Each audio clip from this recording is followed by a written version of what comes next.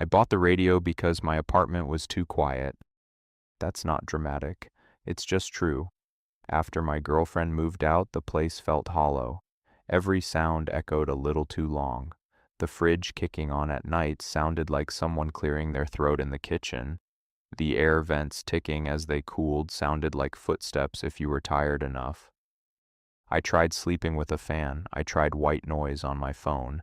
I even tried one of those 10-hour rain videos on YouTube, but the light from the screen kept me half awake. So when I saw the old radio at a thrift store, it felt simple, solid, something that could sit on my nightstand and murmur into the dark. It was silver plastic, late 70s maybe, sliding tuner, scratch dial window, nothing special, $8. It worked fine when I tested it. AM came in fuzzy but steady. FM drifted if you nudged the dial too hard, but I didn't care. I wasn't buying it for music. I just needed background noise. The first 2 nights were normal. I fell asleep to low static and distant talk radio and woke up with it off. The third night it turned itself on. The sound woke me, an unmistakable click. Mechanical, intentional. I opened my eyes and saw the faint green glow behind the dial. The radio was on. I checked my phone. 2:13 a.m. That stuck with me for some reason. The time looked too precise. I assumed I'd hit the knob in my sleep. I turned it off and went back to bed. The next night it happened again. Click, green glow, static. 2:13 a.m. That time I didn't turn it off right away. I listened. It was mostly static, thin and dry, but underneath it there was a voice, a man's voice, low, distorted slightly like the speaker was old or damp. He was talking about the weather. Temperature dropping overnight. Wind advisory in effect. Minor delays expected on the northbound lanes. It sounded local, not professional radio quality, but not random either. I sat up slowly. The signal wasn't strong. The words came in and out like they were being pushed through interference. I leaned closer, instinctively trying to catch more. Then the voice said clearly, "If you're listening, don't adjust the dial." My hand froze on the tuning knob. The voice continued without changing tone. "Wind advisory remains in effect until 6 a.m. I stared at the radio. My brain tried to rationalize it immediately. Maybe I'd misheard. Static does that.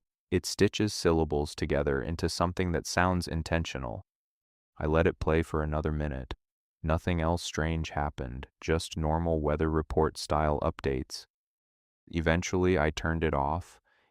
In the morning, I tried to find that station again. It didn't exist. I scanned AM slowly, then FM. Every station that came through was familiar. Sports, religion, Spanish pop, classic rock. Nothing like the distorted late-night weather guy. That night I went to bed earlier. At 2:13 a.m., the radio clicked on. This time the voice was clearer. "Good morning," he said calmly. "It's 2:13. My stomach tightened. He continued like he was reading from a script. "Expect colder conditions overnight. Structures may shift, pipes may creak, floors may settle." I lay there listening. "Do not mistake those sounds for movement," he added. That sentence felt different. I sat up. The voice went on, steady and flat. "If you hear something in the hallway, ignore it. It is not responding to you. It is responding to the structure." My eyes moved to my bedroom door. It was closed. Just a black rectangle against darker black. The radio crackled. "You may feel the urge to check," the man said. "Do not check." A soft sound came from beyond the door. Not loud, just a faint, almost polite shift, like someone resting a hand against the knob. My throat went dry. The voice didn't change. "That is not an emergency. Remain where you are." The knob moved slightly, not enough to open, just enough to prove something was touching it. Every instinct I had told me to jump up, to shout, to throw the door open and prove there was nothing there. The radio crackled sharply. "Do not react," the voice said, firmer now. "If you react, it will engage." My heart was pounding so hard I thought I might pass out. I forced myself to stay still. The knob stopped moving. The static swelled for a moment, then settled. Good, the voice said. The rest of the broadcast shifted back to weather, road closures, wind speeds, a brief mention of a power outage across town. At 3 a.m. exactly, the radio clicked off. I didn't sleep after that. In the morning, I inspected the door. Nothing looked wrong, the lock worked fine, no scratches, no damage. I checked the front door, still locked from the inside. I walked the apartment twice. Nothing. In daylight, it felt stupid, like I'd let my imagination run wild. But that night, I didn't turn the radio on before bed. I left it off completely, but at 2:13 a.m., it turned on anyway. The voice was waiting. "If you're awake, remain calm," he said. I didn't bother checking my phone. I already knew the time. The voice continued. "Distance does not help. Closed doors do not help. Silence helps." A soft click came from my kitchen. I live in a small one-bedroom. From my bed, I can't see the kitchen directly, but I can hear it clearly. Another sound followed. It was a cabinet door. The voice said, "It is exploring." My skin went cold. "You may hear objects shift," the man continued. "Do not interpret this as aggression." A dish clinked softly.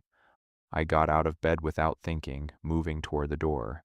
The radio crackled violently. "Return to the bed," the voice said, sharper than before. I froze halfway across the room. "If you enter the hallway, you will provide it context." I didn't understand what that meant, but I stepped back toward the bed. The kitchen noises stopped. The voice returned to calm. "It is moving toward the hallway."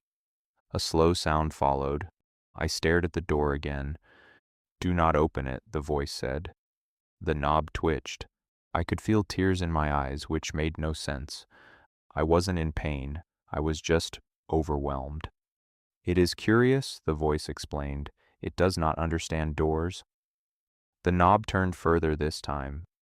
I whispered, "What do you want?" The voice ignored me.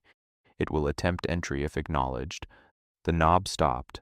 Everything went quiet. For a long moment, nothing happened. Then something brushed lightly against the door, not scratching, not pounding, just a gentle drag like fingertips sliding down wood.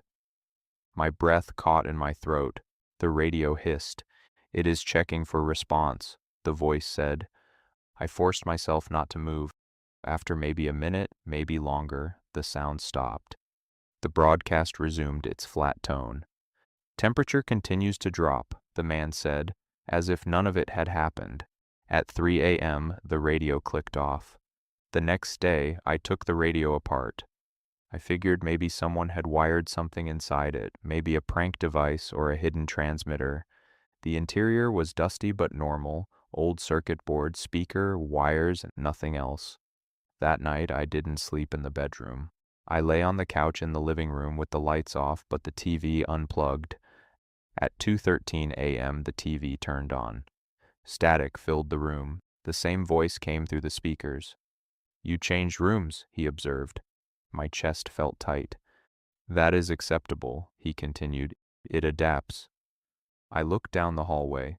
The bedroom door was closed. The voice said, "It is already aware." A sound came from the hallway, not from the bedroom this time, but from the space between the living room and the kitchen. It sounded like a faint shifting, like weight being redistributed. "It prefers narrow areas," the voice explained. I couldn't see anything yet, just darkness. Then the TV flickered. For a split second, the screen showed my living room from above, like I was watching a security feed. I saw myself on the couch, and in the hallway behind me, a darker shape against the dark. The image vanished back into static. My entire body went numb. "It will test the threshold," the voice said. The shape appeared at the edge of the hallway, not fully formed, more like the air thickened. I couldn't make out features, just height, presence. "Do not look directly," the man said. I looked anyway. The moment my eyes tried to focus on it, my vision blurred, like trying to stare at something too bright. Pain flared behind my eyes. I looked away. It does not like to be observed, the voice said. The shape moved slightly forward, not walking, just shifting. It responds to recognition, the man continued. If you define it, it solidifies. I didn't understand, but I stopped trying to understand. I stared at the blank wall to my left. The TV static grew louder. In the noise, I thought I heard other voices, faint, overlapping. Remain still, the man said. A whisper came from the hallway. It was my name. It sounded soft, slightly wrong. The voice on the TV didn't react. That is mimicry, he said. It is not communication. The whisper came again. I bit my lip hard enough to taste blood. It is losing interest, the voice said. The shape in the hallway seemed to hesitate. Then slowly it receded. The static lowered, and at 3 a.m. the TV shut off. I didn't move until morning. The next day I threw the radio away. I carried it to the dumpster and didn't look back. That night I lay in bed in total silence. At 2:13 a.m. my smoke detector clicked. Then it hissed. Static. You cannot discard the signal, the man's voice said softly from the ceiling. My blood turned to ice. There is always a receiver, he continued. The hallway felt different, heavier. It has grown accustomed to you, the voice said. You listen. The bedroom door handle turned, slowly, deliberately. It recognizes the pattern, he added. The door opened a fraction. I couldn't scream. It is entering. The voice remained calm. You must not define it. The door creaked wider.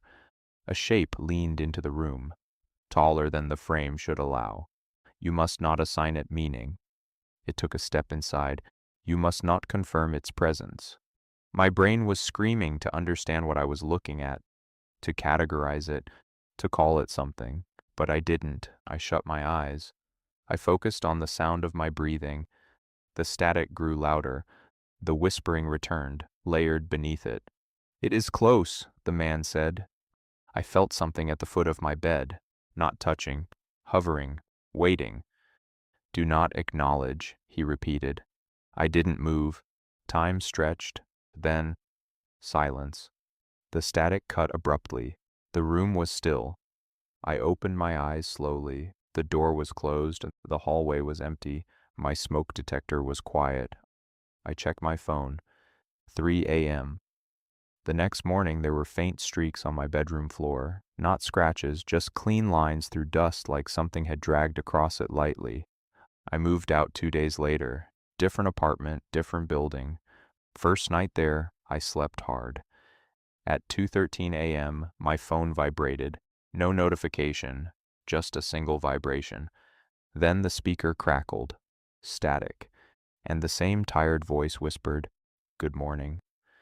I haven't slept through 2:13 since, because now I understand something.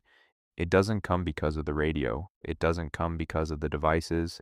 It comes because you're listening, and once you've listened long enough, it knows.